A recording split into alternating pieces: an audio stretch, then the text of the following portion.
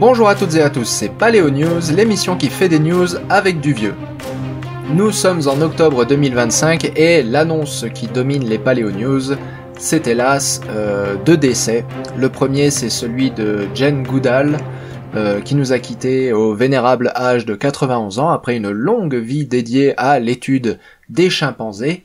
C'est la primatologue et paléoanthropologue de temps en temps, mais surtout primatologue, qui avait démontré qui a été la première à étudier systématiquement le comportement des chimpanzés et à démontrer les comportements des chimpanzés par des observations qui étaient autre chose que des anecdotes.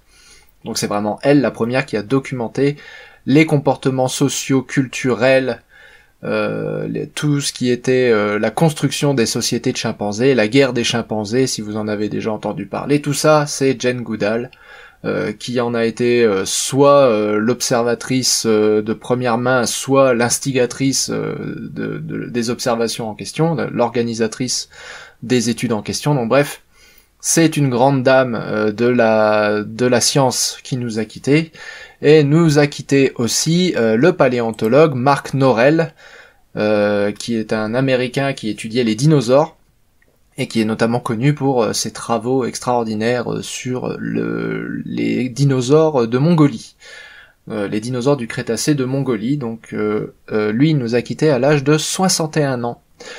Voilà, donc un petit hommage pour ces deux grands chercheurs qui nous ont quittés, et je vous mets leur biographie Wikipédia dans la description si vous voulez en savoir plus sur leur grande et belle carrière. Avant d'attaquer dans le dur des paléosciences, un petit article sur le QI, parce que si, comme moi, vous faites partie des gens qui se font harceler systématiquement sur internet par des gens qui veulent essayer de vous faire croire que le QI est surtout déterminé par la génétique, eh bien sachez que Acta Psychologica vient de publier un article où il démontre que même les vrais jumeaux ont des QI différents quand ils ne sont pas élevés de la même façon, ce qui veut bien dire que c'est surtout l'éducation et non pas surtout la génétique qui détermine votre QI. Donc je vous mets ça, comme tous les autres articles d'ailleurs dont on va parler aujourd'hui, dans la description pour que vous puissiez le télécharger, le prendre et l'écraser sur la face de ces gens-là,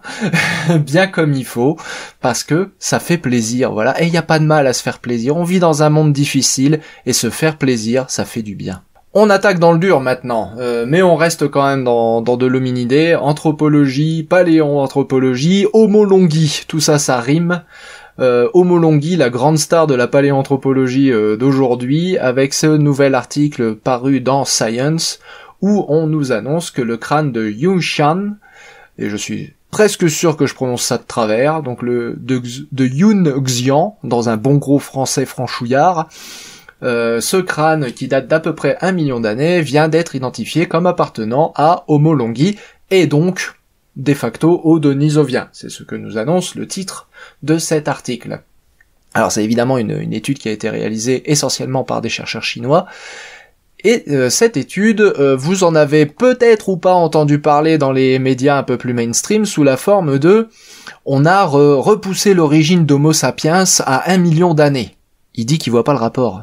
Et oui, c'est normal, parce que le rapport il est très très très indirect. En réalité, ce que nous dit cette étude, c'est que donc ils ont identifié ce crâne de Yunshan comme étant un crâne d'Homolongie. Alors pour ce faire, ils ont fait une analyse phylogénétique sur la base de caractères morphologiques. Donc il n'y a pas d'ADN dans cette histoire. Donc déjà pour identifier un Denisovien quand on n'a pas d'ADN, on pourrait débattre, on va pas le faire, mais on pourrait débattre. Identifier un Denisovien quand on n'a pas d'ADN, on peut débattre. Mais donc ils identifient ce crâne de Yunshan comme appartenant à la lignée des Denisoviens sur la base de caractères morphologiques et d'une analyse phylogénétique.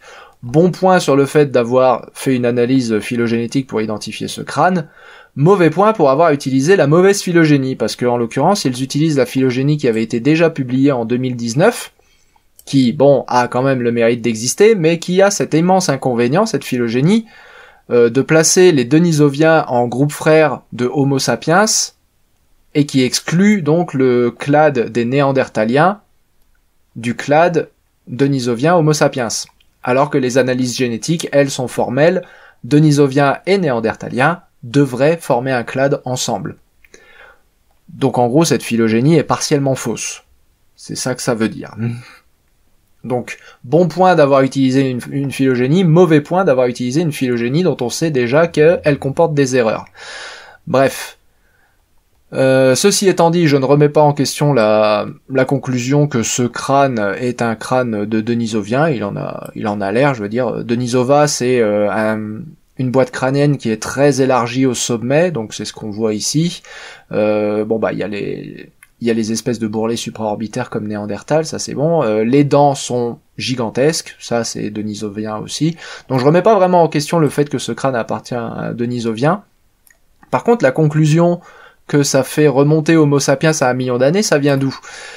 Ça vient du fait que le crâne de Jungian, il a environ 1 million d'années. Donc vous voyez, c'est sur cette chronologie qu'on voit en bas, là.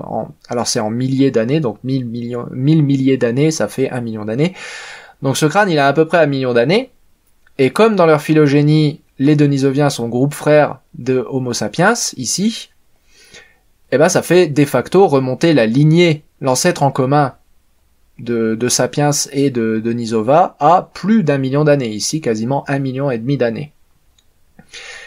Et donc ça, ce serait la preuve que Homo sapiens serait vieux de plus d'1 million d'années, alors que le plus vieux fossile, Jebel Irhoud, ici, a 300 000 ans.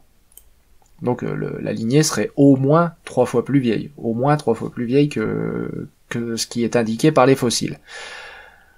Bon, en fait, le truc c'est, je pourrais bien vous dire que c'est n'importe quoi, il y a pas les fossiles, il y a pas les preuves, ça va rien dire, machin, tout ça, c'est des lignées fantômes, mais non, en réalité, ce que je vais vous dire, ça va peut-être vous surprendre, mais c'est pas nouveau, en vrai.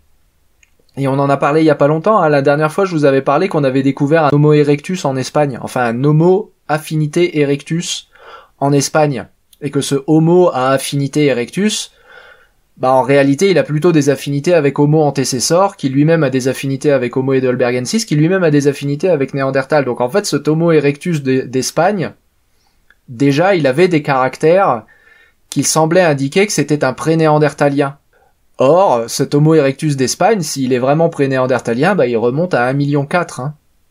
Et l'homme de Néandertal, enfin, le clade formé par Néandertal et Denisova est groupe frère d'Homo sapiens. Ce qui veut dire que si vous avez déjà du pré-néandertalien à 1,4 million, forcément vous avez une lignée fantôme d'Homo sapiens qui va devoir descendre à 1,4 million avant de rattraper l'ancêtre en commun avec Néandertal et Denisova. Donc l'ancêtre en commun de Sapiens, Denisova et Néandertal, ça fait longtemps en réalité qu'on sait qu'il est, enfin ça fait déjà un moment qu'on sait qu'il est au moins vieux d'1 million d'années. Après, si vous excluez cet Homo erectus, enfin affinité erectus de l'équation, il reste toujours antécessor. Antécessor, il a au moins 600 000 ans. Et si vous, selon à qui vous demandez, il peut remonter à au moins 1 million d'années, voire 1,2 million d'années. Il y a des restes possiblement attribuables à antécessor en Espagne qui pourraient remonter à 1 voire 1,2 million d'années. Et selon à qui vous demandez, antécessor, c'est peut-être même un ancêtre de Sapiens directement.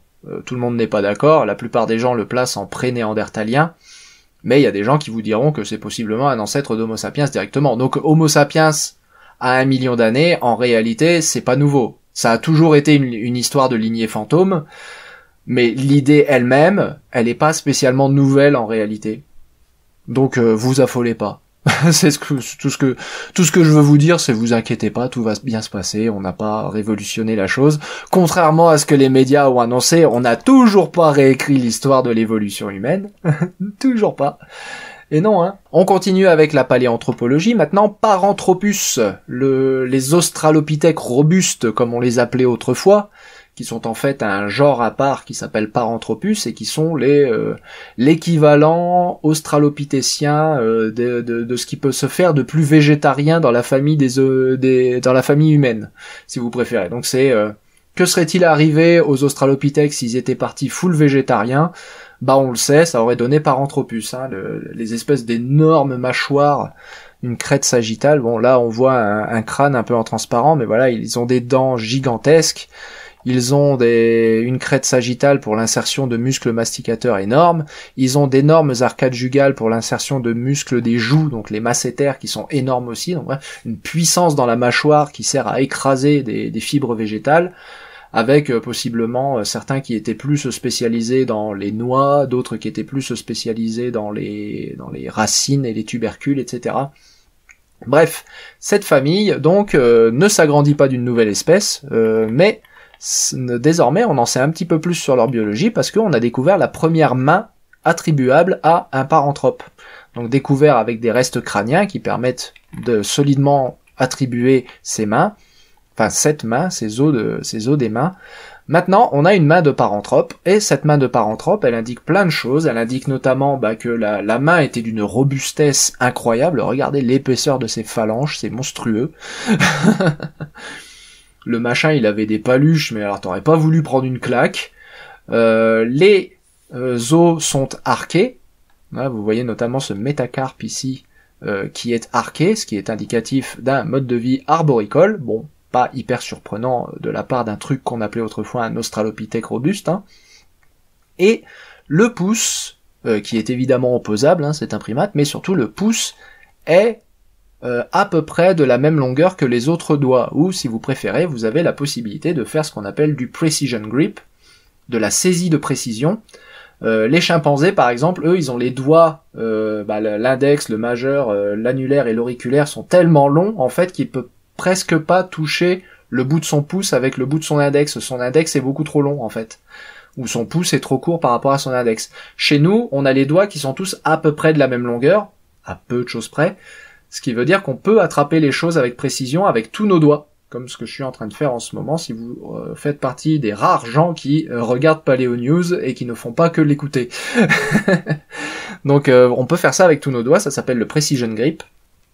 Et donc, Paranthropus était capable de faire du precision grip. D'après ce qu'on peut voir, sa main était très similaire à une main humaine. Et là où ça devient très intéressant, en fait, c'est que ça donne à Paranthropus, notamment la robustesse de ses phalanges, ça donne à Paranthropus un aspect très gorillien à sa main. Donc il avait en gros une main qui était à la fois humaine avec la longueur des doigts, mais à la fois gorillienne de par l'épaisseur de ses phalanges, et ça c'est un exemple de convergence évolutive. C'est ce qui nous est représenté sur cet arbre phylogénétique-là. On a d'abord eu les phalanges qui ont perdu un peu de leur courbure et qui se sont rétrécies pour justement donner cette precision grip. C'est les phalanges des doigts les plus longs, hein, l'annulaire, l'index, l'annulaire, le majeur et l'auriculaire qui se sont réduits. Mais ensuite, ces doigts se sont épaissis, ces phalanges se sont épaissies, ce qui les a renforcées et elles se sont arquées de nouveau, et ça a donné cette habilité qu'ont les paranthropes à grimper aux arbres. Enfin, du moins on suppose, hein, puisqu'on les a jamais vus grimper aux arbres. Donc là, il y a l'hyper-robustesse de ces phalanges, ce serait une adaptation secondaire en fait, à regrimper dans les arbres de façon plus intense que ne le faisait son cousin Homo. Et ça c'est hyper intéressant, c'est un exemple de convergence évolutive très intéressante et assez inattendue au final dans la lignée humaine. Donc un article très intéressant. On continue avec de la locomotion, mais cette fois la locomotion des gorgonopsiens, nos cousins du Permien. Les cousins du Permien aux dents de sabre, qui ressemblaient un peu à un tigre à dents de sabre, mais à la biologie fondamentalement beaucoup plus reptilienne. Je vais vous montrer une petite silhouette, voilà, c'est à ça qui ressemblaient les gorgonopsiens. On est sur ce qu'on appelait autrefois les reptiles mammaliens, les thérapsides. Et donc, il y avait ce gorgonopsien qu'on avait découvert à Majorque, qui est, semble-t-il, le plus vieux gorgonopsien connu, et même le plus vieux thérapside connu à l'heure actuelle, puisqu'il daterait possiblement du tout début du Permien moyen, voire même du Permien inférieur, ce à quoi j'avais émis quelques doutes, mais pour l'instant, il y a pas grand monde qui a travaillé sur ce matériel, à part l'équipe originale, équipe essentiellement majorco-hispano-germanique, voilà, pour répondre à la question. Et donc on avait ce gorgonopsien qui avait été découvert à Majorque, et là où c'est intéressant en fait, c'est qu'à Majorque, il n'y a pas que le squelette de ce gorgonopsien, il y a aussi des empreintes de pas de gorgonopsien. Et en l'occurrence, on a des pistes de gorgonopsien et on a le squelette de gorgonopsien associé. Donc ça permet d'étudier en fait ces empreintes d'une façon qui n'avait pas pu être étudiée avant, c'est-à-dire en sachant à qui elles appartiennent. Alors qu'en Afrique du Sud, on a effectivement des empreintes de gorgonopsiens, ou des empreintes possibles de gorgonopsiens, mais comme on a plein d'espèces de gorgonopsiens en Afrique du Sud, on sait pas à qui elles appartiennent. Ici, ils ont qu'une seule espèce de gorgonopsien, et donc ils savent à qui elles appartiennent. En tout cas, en partant du principe qu'il n'y avait pas d'autre espèce que celle qui est connue dans le registre fossile. C'est-à-dire qu'on va partir de ce principe-là jusqu'à preuve du contraire. Voilà. Et c'est probablement pour ça que ça n'a pas été publié dans Nature, hein. C'est parce que justement, la base est un petit peu chancelante comme ça. C'est jusqu'à preuve du contraire, on n'a qu'un squelette, donc on va dire que ce sont les empreintes qui appartiennent à l'espèce. Enfin, on va dire que les empreintes et le squelette appartiennent à la même espèce. Jusqu'à preuve du contraire. Mais bon, le jour où on découvre un autre squelette qui appartient à une autre espèce, la logique est un petit peu cassée. Mais bref. Donc pour l'instant, on travaille avec ce qu'on a, et ce qu'on a, c'est donc des empreintes et un squelette. Et en étudiant en fait les empreintes à la lumière de l'anatomie du squelette, eh bien ils arrivent à déterminer que ce gorgonopsien devait se balader de façon érigée. Donc je rappelle que chez les gorgonopsiens, on est un peu à la limite en fait entre la position reptilienne des membres des pélycosaures et la position érigée des membres chez les mammifères. Donc nous, par exemple, on a les jambes droites sous le corps, les bras droits sous le corps quand on est quadrupède. Si vous regardez votre chien, par exemple, il a les pattes qui sont droites sous son corps. C'est pas le cas des reptiles.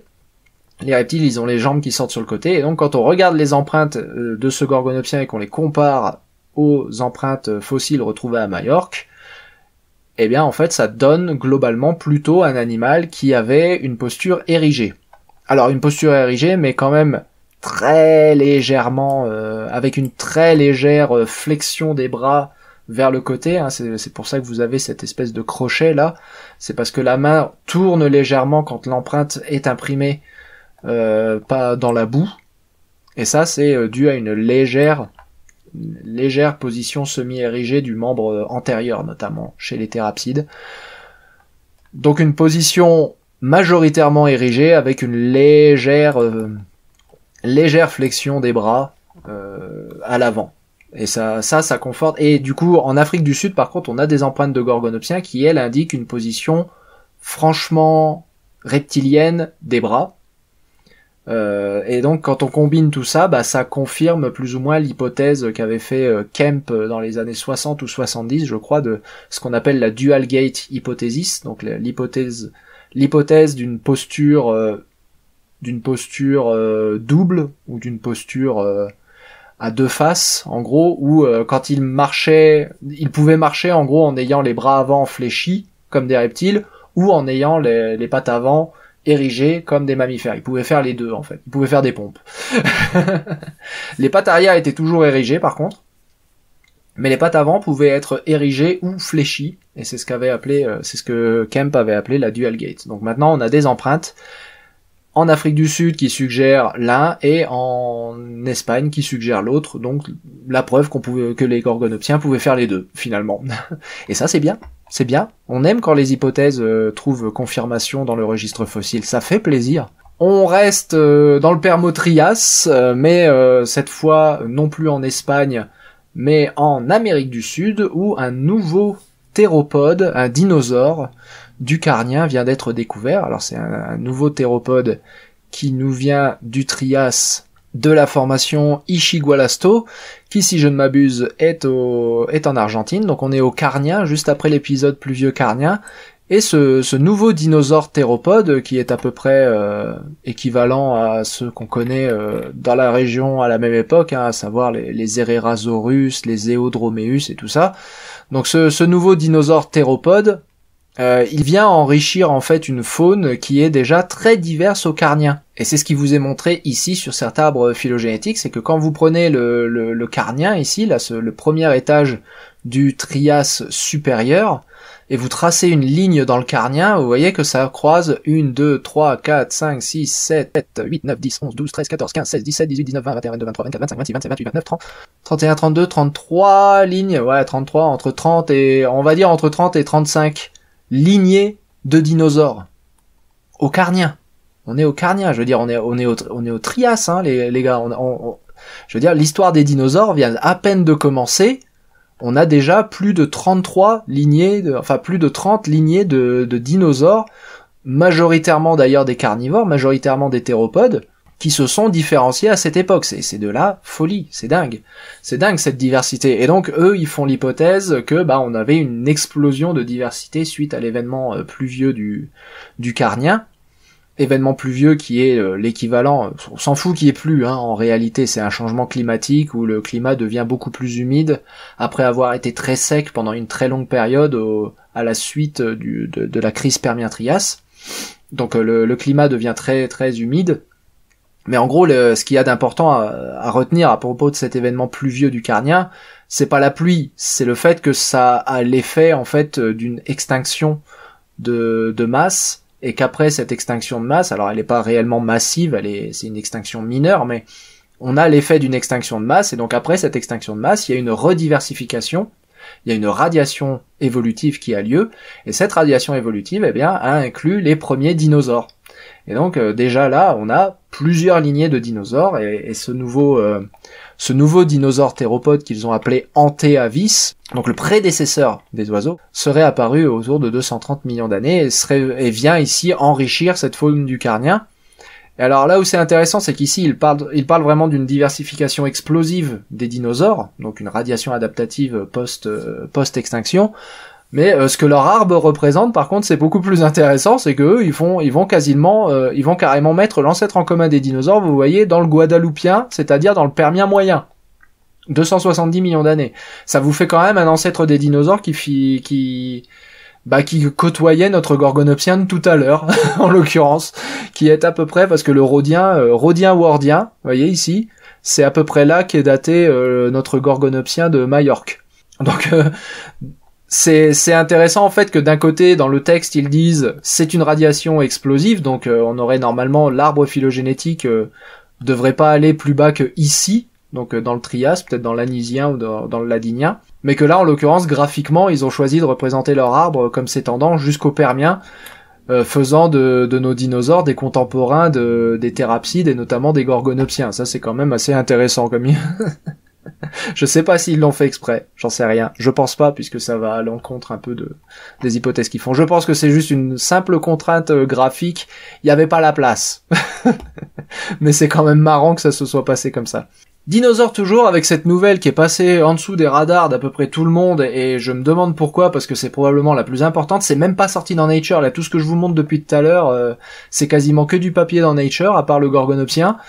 Là, ça, c'est même pas sorti dans Nature, c'est sorti dans Frontiers in Earth Science, et c'est des chercheurs chinois qui, en toute quiétude, ont réussi à dater des œufs de dinosaures. Oui, je sais, ça a l'air de rien comme ça, mais je vous le répète, ils ont réussi à dater les œufs de dinosaures. Ils n'ont pas réussi à dater la roche autour des œufs de dinosaures. Ils n'ont pas réussi à dater la roche dans les œufs de dinosaures. Ils ont daté les œufs directement. C'est de la dinguerie.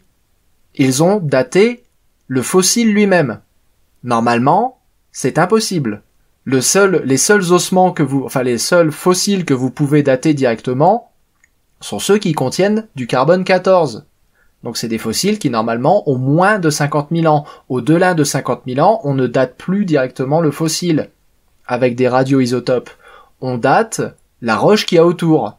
Donc ces chercheurs chinois ont juste pété le game. Ils ont absolument anéanti le game. Maintenant, on peut dater des fossiles directement. Ils ont utilisé des isotopes de l'uranium-plomb. Et ils ont réussi à obtenir un âge pour leurs œufs. Un âge crétacé, je veux dire, c'est pas l'âge, c'est pas la date qui est importante, c'est le fait qu'ils y soient arrivés. C'est ça qui est important. Et donc qu'ils aient trouvé un âge cohérent, parce que évidemment, il y a des gens qui avaient essayé avant, ils ont eu des problèmes. Il y en a qui avaient essayé avant de dater directement des fossiles, évidemment, les scientifiques sont pas teubés, ils essayent, tu vois. Mais à chaque fois, ils obtenaient des dates complètement n'importe quoi. Donc ils obtiennent un âge cohérent, ils obtiennent une marge d'erreur pas dégueu, tout a l'air de s'être passé pour le mieux. Bref, maintenant, apparemment, on peut dater des œufs de dinosaures. Au moins les œufs, et peut-être un jour arriveront-ils à dater les ossements de dinosaures directement, et alors là, mesdames et messieurs, c'est la révolution. tout devient possible si on peut faire ça.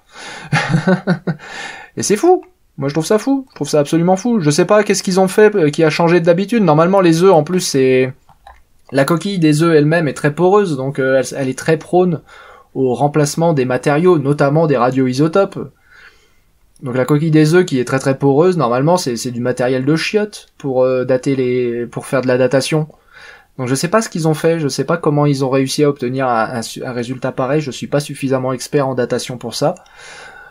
Mais c'est la révolution. Voilà, il y a rien d'autre à dire, c'est juste la révolution. Si c'est vrai, évidemment, si c'est vrai, c'est la révolution. Article dans Nature encore. Alors là, c'est l'autre groupe.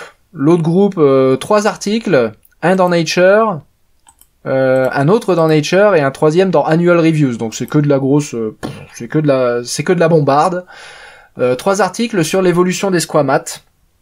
Donc l'évolution des squamates qui, nous dit-on, dans ce premier article de Nature, incluait cette bestiole-là qui nous vient du Jurassique d'Angleterre. Et cette bestiole-là, ils savent pas quoi en foutre. Ça ressemble vaguement à un varan, ça ressemble vaguement à un serpent. Et en fait, quand ils font des analyses phylogénétiques, ça tombe soit avec les serpents, soit avec les varans, soit avec rien du tout. Voilà, donc c'est une bestiole qui a, c'est ce qu'ils appellent du mosaïcisme, donc c'est une mosaïque de caractères qui font que on ne sait pas quoi en faire et qui complique très largement du coup notre capacité à reconstruire l'évolution des premiers squamates. Voilà.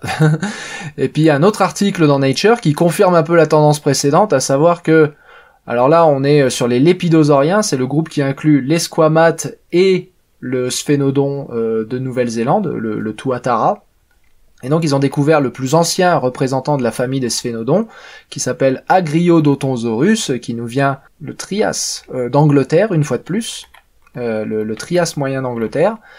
Et ce machin, il a déjà une dentition très spécialisée, comme les sphénodontidés modernes. C'est pas le même niveau de spécialisation, parce que les sphénodontidés modernes, ils ont une double rangée de dents et ils ont les incisives qui sont directement attachées au prémaxillaire, donc c'est vraiment très très spécialisé. Là, il est pas encore barré à ce point-là, mais vous voyez que c'est quand même déjà bien pété, comme dentition, c'est vraiment des grosses dents un peu bizarres. Et donc ce sphénodon, il a comme particularité en fait d'être un lépidosaure du Trias, donc le plus vieux lépidosaure connu en l'occurrence, mais qui ne remplit pas, qui ne coche pas les cases de ce qu'on s'attendait à trouver dans les lépidosaures de cette époque, à savoir des os pariétaux ici en bleu foncé qui ne sont pas fusionnés, alors qu'ils devraient l'être normalement. Et puis il a la particularité aussi de pas avoir de kinétisme. Alors normalement chez les sphénodontidés il n'y a pas de kinétisme. Le kinétisme c'est la capacité qu'ont les os du crâne à s'articuler les uns aux autres, comme à s'articuler mais à bouger surtout les uns par rapport aux autres. Donc les serpents sont connus pour ça, puisqu'ils arrivent à désarticuler leur crâne complètement. Donc ça c'est du kinétisme. Mais les lézards en sont aussi capables. Les varans notamment ont cette capacité de désarticuler certaines parties de leur crâne, notamment entre les os pariétaux et les os frontaux, raison pour laquelle d'ailleurs les os pariétaux sont fusionnés les uns aux autres. Normalement. Mais alors lui, il est bizarre, parce que il a cette espèce d'ouverture que vous voyez les 2 fosses temporales là sur le crâne. Donc il a 2 fosses temporales comme un diapside, tout va bien, sauf que la fosse temporale inférieure est ouverte en bas. Et ça, normalement, c'est un caractère qui devrait être un signe de kinétisme. Ça, c'est le début, normalement, du kinétisme. Il n'y a pas de raison d'avoir cette fosse temporale ouverte en bas si vous n'avez pas un crâne qui a des os capables de bouger les uns par rapport aux autres. Sauf que c'est pas le cas chez cette bestiole-là. Comme chez les autres sphénodontidés, en réalité. Et donc, en résultat, la grosse idée, si vous préférez, le gros truc à retenir avec cet animal, c'est qu'il coche pas du tout les cases de ce qu'on s'attend à trouver à cette étape de l'évolution des sphénodontidés, mais aussi des lépidosauriens. Et ensemble avec l'article précédent, on commence à avoir une meilleure idée de pourquoi on comprend pas l'origine et l'évolution des lépidosauriens et des squamates et des lézards en général. C'est parce que apparemment, au Trias et au Jurassique, les premiers squamates et les premiers lézards, c'était le bordel. Ils faisaient n'importe quoi. Ils ne répondent pas aux prédictions, en fait, aux prédictions de ce qu'on s'attend à trouver à l'époque en termes de lézards et de squamates. Ils font n'importe quoi. Ils font ce qu'ils veulent. Ils s'en tapent. La nature s'en tape hein, de nos attentes, elle s'en tape de nos hypothèses. C'est grandiose, donc plus on en sait, moins on en sait. Alors si vous voulez un petit résumé, c'est là où intervient le 3e article. Si vous voulez un résumé de ce qu'on sait, parce que là, voilà, on sait pas. Ça, c'est ce qu'on sait pas. On sait pas. Agriodontosaurus, on sait pas. Et alors le premier, son petit nom, c'était Breniater. C'est probablement inspiré du gaélique. Breniater et Agriodontosaurus, on sait pas ce qu'ils font. Bon, mais si vous voulez savoir ce que les autres font, eh bien il y a cet article qui est une revue de la littérature complète sur l'origine des squamates. Ça permettra de vous rassurer quand même sur le fait qu'il y a des trucs qu'on sait. Hein, il y en a quand même un petit peu. Et d'ailleurs, si vous voulez un petit update sur Oculudentavis, il est là. Le Oculudentavis. Celui qu'on disait que c'était un oiseau, mais qu'en fait c'était pas un oiseau, c'était un lézard. Et puis on va rester dans le grand n'importe quoi, hein, le grand n'importe quoi mésozoïque. Pour conclure avec le grand n'importe quoi du mésozoïque, les mammaliaformes, enfin les mammaliamorphes, pardon, ne sont pas en reste, hein, c'est-à-dire les ancêtres des mammifères parmi les... Alors vous avez les cynodontes les plus dérivés, hein, c'est-à-dire les thérapsides qui sont en phase de transition pour devenir des mammifères, on appelle ça les cynodontes, et ils se transforment ensuite en mammaliamorphes. Donc les tout derniers cynodontes et les tout premiers mammifères, on appelle ça des mammaliamorphes. Et alors dans ce groupe des mammaliamorphes, il se passe des choses. Et en l'occurrence, il se passe des choses au niveau de l'articulation entre la mâchoire inférieure et la mâchoire supérieure. Il faut savoir que cette articulation est très très très importante à la transition entre les cynodontes et les mammifères. Pourquoi ? Parce que c'est là que basiquement on place la limite entre cynodontes et mammifères. En fait, on arrête les cynodontes et on commence les mammifères quand la mâchoire inférieure ne s'articule plus au crâne de façon reptilienne, mais s'articule au crâne de façon mammalienne.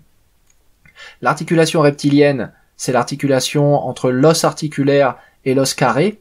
Donc chez les reptiles, vous avez vraiment un os qui est dédié à l'articulation de la mâchoire. Il y en a un sur la mâchoire inférieure, c'est celui qu'on appelle l'articulaire, et il y en a un sur la mâchoire supérieure qui s'appelle le carré, et ces deux os s'articulent l'un à l'autre, et c'est leur seule et unique fonction à ces deux os, de s'articuler l'un à l'autre pour permettre à la mâchoire de bouger. Les mammifères, c'est pas ça qu'ils font. Les mammifères, ils ont un seul os dans la mâchoire inférieure, et il sert à tout. Il porte les dents, il s'attache aux muscles, et il permet l'articulation avec la mâchoire supérieure, et cet os, c'est le dentaire. Alors que chez les reptiles, vous avez un os qui est spécialement dédié pour porter les dents, il y a un os qui est spécialement dédié pour l'attache du muscle temporal, il y a un os qui est spécialement dédié à l'attache du muscle masséter, etc., etc. Les mammifères, ils ont dit non, ça c'est trop compliqué, on arrête de faire ça. On a un os et il fait tout. Et puis c'est le dentaire qui fait ça. Donc chez les mammifères, vous avez un os qui fait tout, attache musculaire, il s'accroche aux dents et il s'accroche à la mâchoire supérieure. Donc vous avez une articulation entre le dentaire et sur la mâchoire supérieure, vous avez l'os squamosal. Donc l'os squamosal qui est votre arcade jugale en réalité. Donc votre arcade jugale, il fait pas l'os qui forme votre arcade jugale, il fait pas que votre arcade jugale, il va aussi jusqu'à l'arrière de votre truc et puis il va s'articuler avec la mâchoire inférieure, jusqu'à l'arrière de votre crâne ici. Alors que chez les reptiles, une fois de plus, il y a un os dédié à l'articulation et il y a un os dédié à former l'arcade jugale.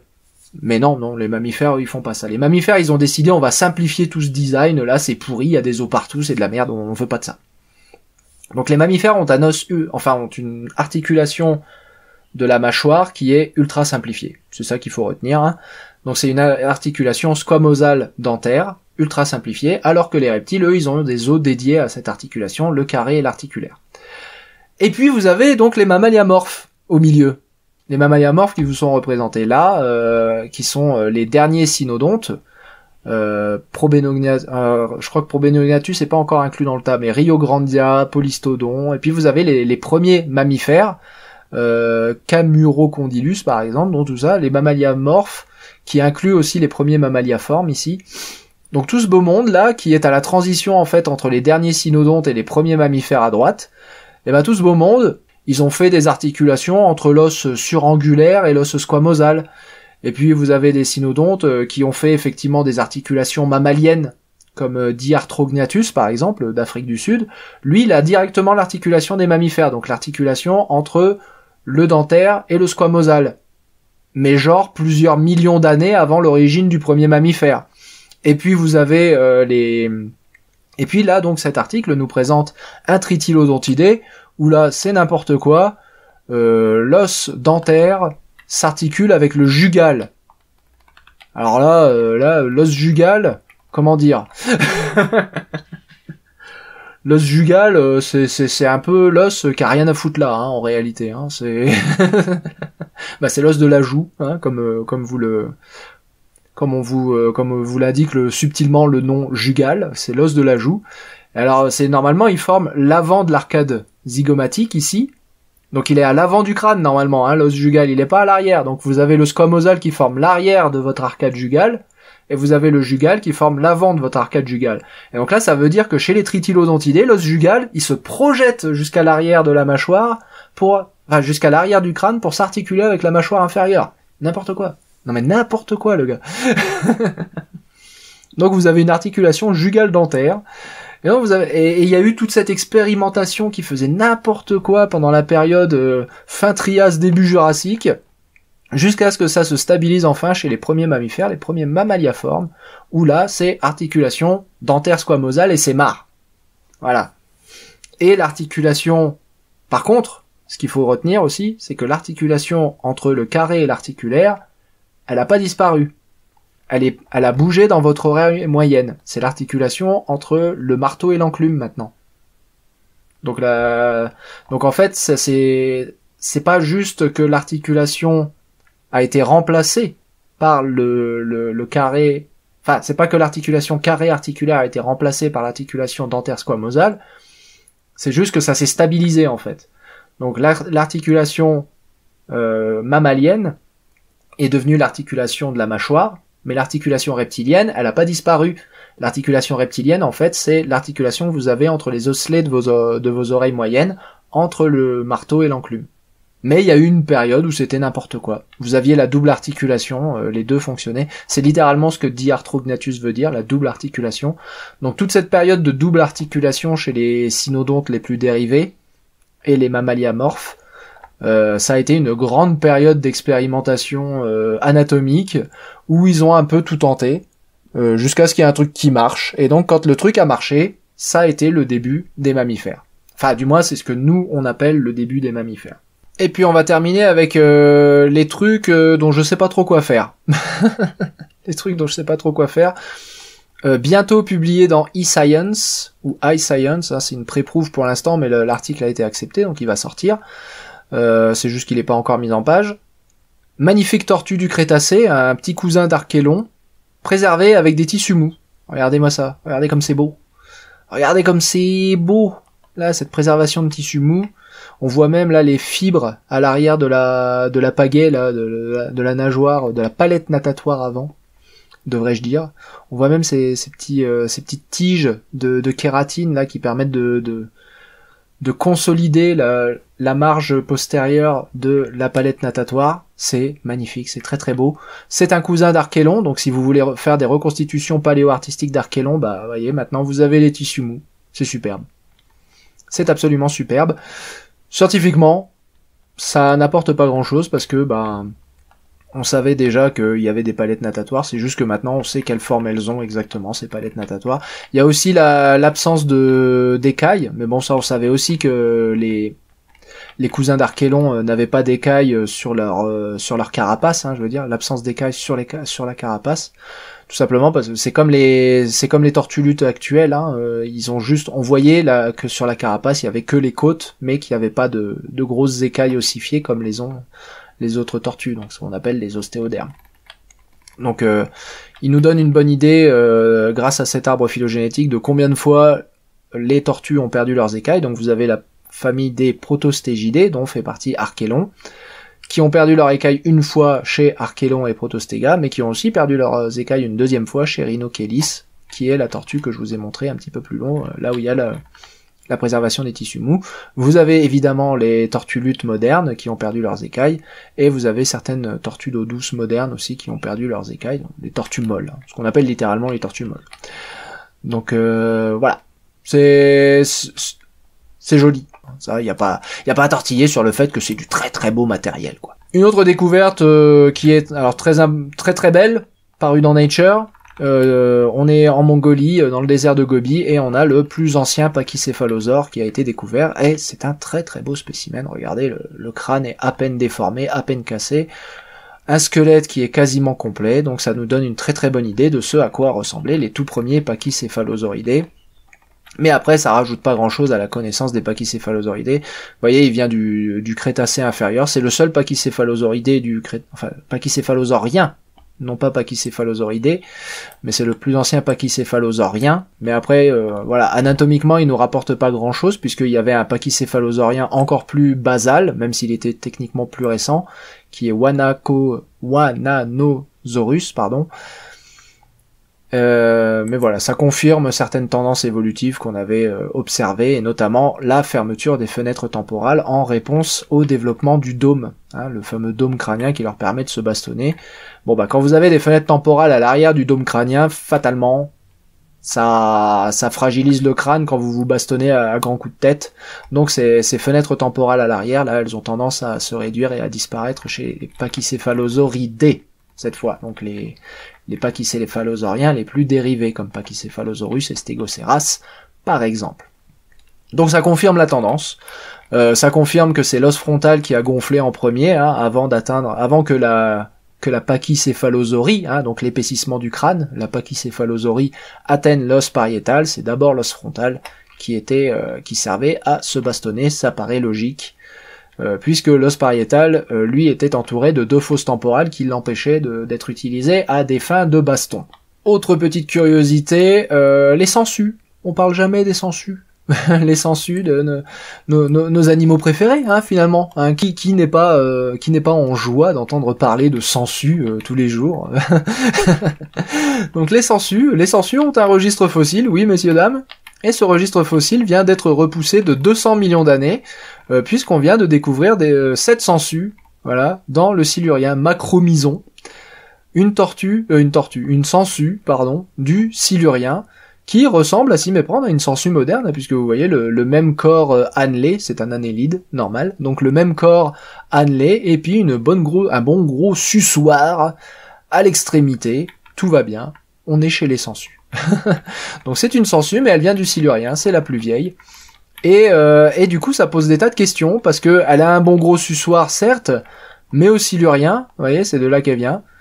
Au Silurien, il y a quoi à sucer exactement? Parce que bon, notre Macromyson qui vient des mers du Silurien, alors déjà ça vous indique que les sangsues de l'époque vivant dans la mer, les sangsues sont d'origine marine. Bon, en même temps, ce sont des annélides, les annélides sont d'origine marine, donc c'est pas étonnant de voir des sangsues d'origine marine non plus. Personnellement, moi je m'attendais à des sangsues plutôt du Cambrien. Moi je pensais qu'on avait trouvé des sangsues au Cambrien dans les schistes de Burgess ou de Xinjiang. Donc là je suis assez surpris de voir qu'en réalité on n'avait pas de sangsues avant avant le Jurassique. Donc là ça a repoussé. Enfin non, avant le Permien, pardon. Donc là ça a repoussé de 200 millions d'années l'origine des sangsues, mais moi je savais pas. Je pensais qu'on avait des sangsues jusqu'au Cambrien, mais non, on n'en avait pas. Donc les sangsues sont d'origine marine. Et les premières viennent apparemment du Cambrien, viennent du Silurien, pardon, et non pas du Cambrien. Donc j'ai appris des choses. Mais surtout, ce que pose la question, enfin ce que Macromyson remet en question, c'est mais que suçaient ces sangsues? Parce que à l'époque il y avait pas de poissons, ou il y en avait très très peu. On est au Silurien, les poissons, il y en a pas encore des masses. Il y a quelques écailles par-ci par-là, il y a quelques poissons sans mâchoire, mais c'est loin d'être les éléments dominants des faunes marines du Silurien. Ce qui pose la question de est-ce que ces sangsues suçaient des trilobites ou des orthocères? Voilà. Donc c'est ce qui nous est très subtilement suggéré ici avec les trilobites en fond, c'est que ces sangsues avec leurs ventouses là suçaient probablement des trilobites. Mais ces sangsues n'avaient pas de sang à sucer, en tout cas pas de poisson, et surtout pas au Silurien. Elles n'ont donc pas pu se rassasier jusqu'à satiété du sang de nos ancêtres les poissons. Oui bon, j'essaye. Donc ça pose pas mal de questions finalement cette découverte Macromyson. Au-delà de permettre des allitérations en S à foison, notre Macromyson ramène plein de questions à la maison. Et notamment, est-ce que les premières sangsues auraient évolué en mer, en suçant des invertébrés, finalement? Et je sais que c'est beaucoup trop de fois le mot sucer pour une vidéo tout public, mais bon, tant pis, hein. Et on va finir avec les invertébrés, toujours, mais avec un article qui cette fois ne parle pas de paléontologie, mais qui est quand même très très très intéressant, parce que c'est un article qui, au niveau de la biologie évolutive, est vraiment hyper intéressant. Ça a été dirigé par le chercheur Jonathan Remiguet, qui est un chercheur français, avec qui j'avais eu la chance d'étudier. On a fait notre thèse à peu près en même temps à Montpellier. Et donc Remiguet et son équipe, ils ont étudié la génétique de fourmis du genre Messor, donc Messor ibericus et Messor structor, qui vivent ici, vous le voyez, dans la partie nord du bassin méditerranéen, en gros, en Europe de l'Ouest, si vous préférez. Et donc ce sont deux espèces qui sont très distinctes, hein, morphologiquement et génétiquement. Génétiquement, elles sont séparées par 5 millions d'années d'évolution, donc il n'y a pas vraiment de doute sur le fait que ces deux populations forment deux espèces différentes. Vous voyez que même dans la grande famille des Messor, elles ne forment même pas un clade, hein, puisque Structor est vraiment à une branche qui est complètement à l'opposé de celle de Ibericus. Donc vraiment, il n'y a pas de doute sur le fait que ces deux fourmis forment deux espèces différentes dans leur environnement naturel. Et pourtant, la fourmi Messor ibericus peut s'accoupler avec les mâles de Messor structor et avoir une descendance qui est fertile. Mais c'est plus loin que ça, en fait. Ça va plus loin que ça. Bon, déjà là, la notion d'espèce, elle vient d'en prendre un coup, mais ça va plus loin que ça. C'est-à-dire qu'en fait, la fourmi Messor ibericus ne peut créer une colonie, c'est-à-dire qu'elle ne peut avoir des enfants ouvriers, si vous préférez, elle ne peut créer des ouvrières que si elle s'accouple avec un mâle de Messor structor. Donc que si elle s'accouple avec un mâle d'une autre espèce, qui n'a même pas d'ailleurs, vous voyez, la même aire de répartition. Mais il y a un effet secondaire intéressant, c'est qu'en fait, la reine Ibericus peut produire des femelles Ibericus, mais elle peut aussi produire des mâles Structor. C'est-à-dire que vous avez une femelle d'une espèce donnée qui va pouvoir choisir dans sa banque, dans sa spermathèque, mélanger les chromosomes de la façon qu'elle le veut pour produire des mâles d'une espèce qui n'est pas la sienne. Et là, ça devient n'importe quoi. C'est-à-dire, bon, normalement, les mâles chez les fourmis n'ont qu'un seul chromosome. Et généralement, c'est par parthénogenèse qu'ils sont produits, c'est-à-dire que la femelle va juste prendre des œufs non fécondés pour produire des mâles. Chez les fourmis, c'est généralement comme ça se passe. Mais là, je sais pas comment ils se démerdent, et je crois pas que c'est expliqué dans le texte. J'ai lu l'article en entier, et je crois pas qu'ils expliquent exactement comment ça se produit, mais en gros, génétiquement, c'est comme ça que ça se présente.